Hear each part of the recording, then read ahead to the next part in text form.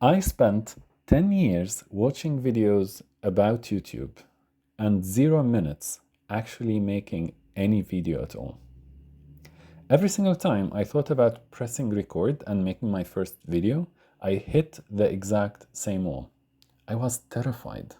I didn't want my face on the internet. I didn't want to give up my privacy.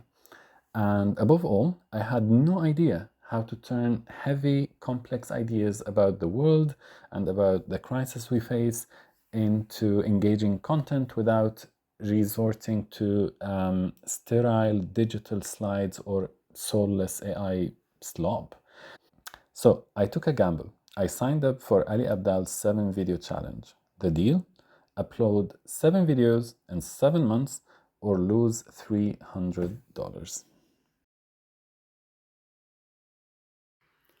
And here is what I learned going from completely silent to publishing 7 videos in a single week.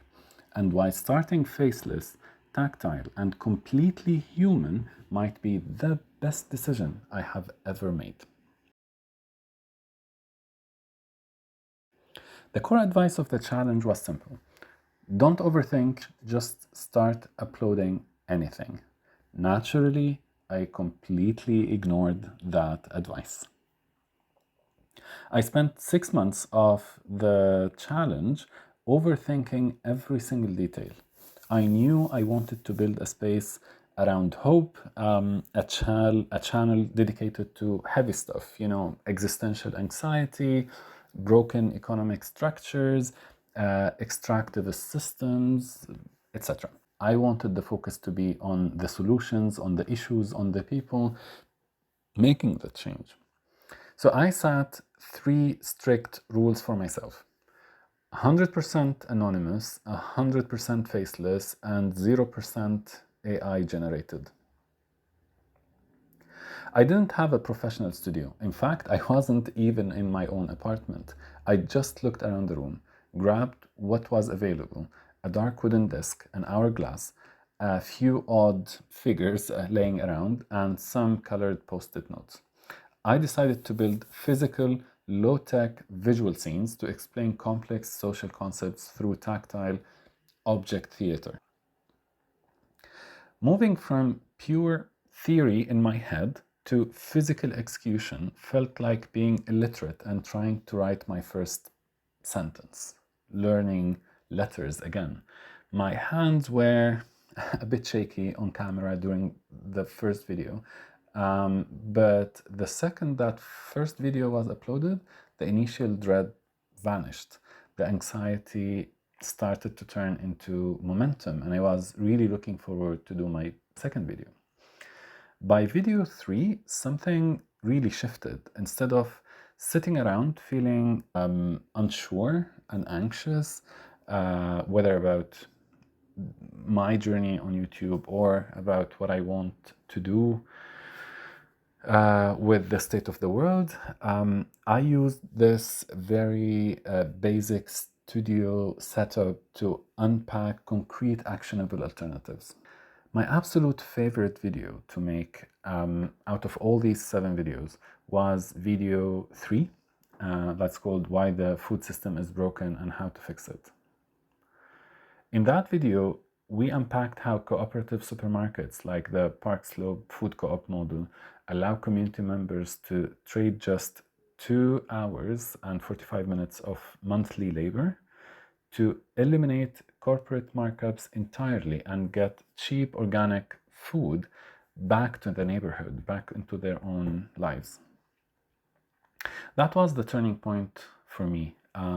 So I stopped or minimized my systemic panic, and I started broadcasting radical hope. And while I was making that video, although knowing for sure that it will not get probably any views, the process of taking on a heavy systemic problem, writing a clear script, mapping out a physical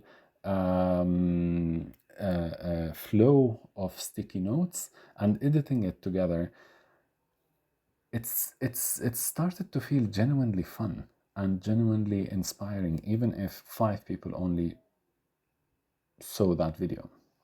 My biggest challenges came down to few things.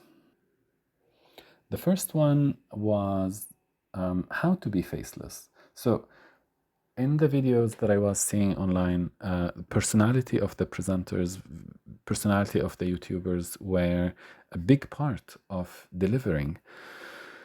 I didn't want to show my face, so that was a challenge. How can I create an artistic form that is engaging to the audience so they can listen to my voice explaining the problem and explaining the solutions? And then the second challenge was, how can I come up with relevant information?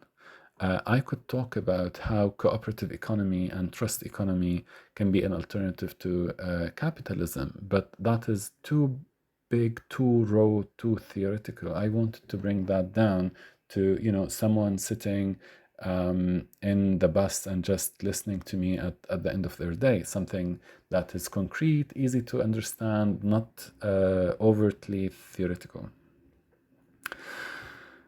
Through doing this challenge, you get to experiment with different ways of titles, of scripts, of thumbnails, of shifting from really big, complicated theories to very concrete solutions that can be easier to present and easier to understand. 7 videos later, am I am I a full-time YouTuber with millions of subscribers? Not even close. But my skill set completely transformed in just 7 days. I learned how to trim, you know, few thousand words rants into 8-minute videos. I learned how to translate dense economic or social theories into physical props, post-its, and, you know, simple desk actions. And most importantly, I killed the paralyzing fear of starting. I pressed record and I started making the videos.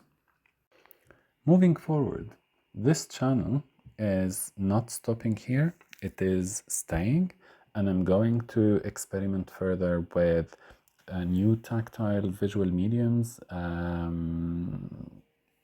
you will see in the next videos.